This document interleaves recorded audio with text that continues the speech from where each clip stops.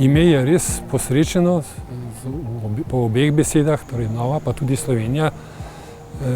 In v bistvu stranka s svojim dosedanjim delovanjem potrjuje, da je to ime pravilno izbrano. Ja, prav to navdušenje je bilo po eni strani zavzetost za novo, hkrati pa tudi zavest, da s tem ohranjamo tisto, kar je bilo v nevarnosti, da se utopi ob tej izsiljeni združitvi, recimo. In v tisti situaciji je bilo to navdušenje tudi potrebno, ker stranka je bila gola in bosa, kot se temu reče.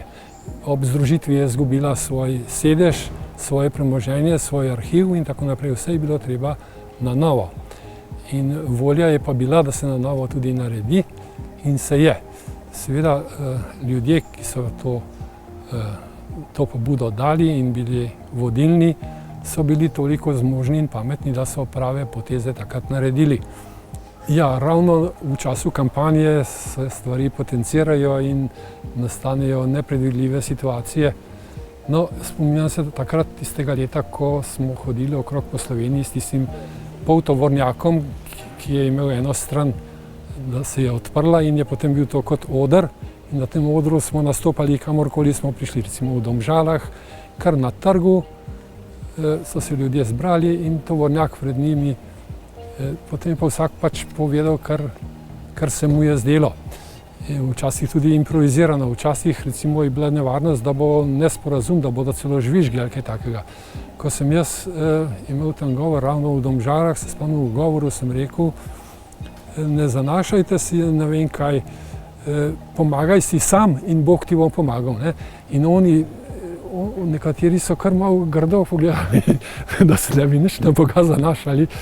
No, ampak se je vse skupaj potem prav razumelo in je bila kampanja potem uspešna. Ob vstopu, ob vrnitvi Nove Slovenije v parlament je bilo seveda navdušenje. Čeprav smo v bistvu vsi pričakovali, da se bo to zgodilo, ker smo toliko vložili dela in so tudi te javnomnenjske ankete kaj takega, tako možnost napovedovali, ampak ko se je pa to res zgodilo, smo si pa po eni strani oddahnili, po drugi strani pa zavriskali. In potem se je začela nova doba, lahko rečemo, ki traja in kar še traja. Bajuk je bil pač v našem prostoru nova oseba, čisto ne samo zaradi to, kar je bil nov, ampak ker je bil čisto drugačen. Prišel je iz širokega sveta, iz argentinskim ozadjem in tako naprej.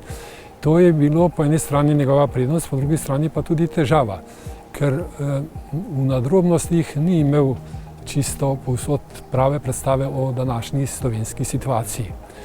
Tam v Argentini, kjer je pač rastel med ljudmi, ki so leta 1945 odšli iz Slovenije, je bila neka po eni strani idilična, po drugi strani pa pomanjkljiva ali enostranska predstava o Sloveniji. Slovenija se je medtem, hočeš, nočeš, spremenila v marsičem v slabše, seveda v nekaterih rečeh tudi na boljše.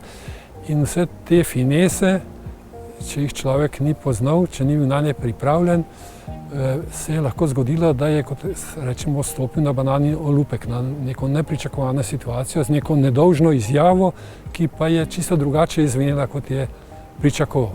No, ampak bil je velik strokovnjak, finančnik in tudi sicer, in to ga je reševalo tudi v nekaterih takih sitnih situacijah. Želim, da bi stranka po eni strani ostala zvesta svojim vrednotam programskim, da bi jih tudi seveda v skladu s časovnimi spremembami obnavljala, prenavljala, predvsem pa, da bi se ji posrečilo s tem programom, s tem vrednotami prodreti v širšo javnost.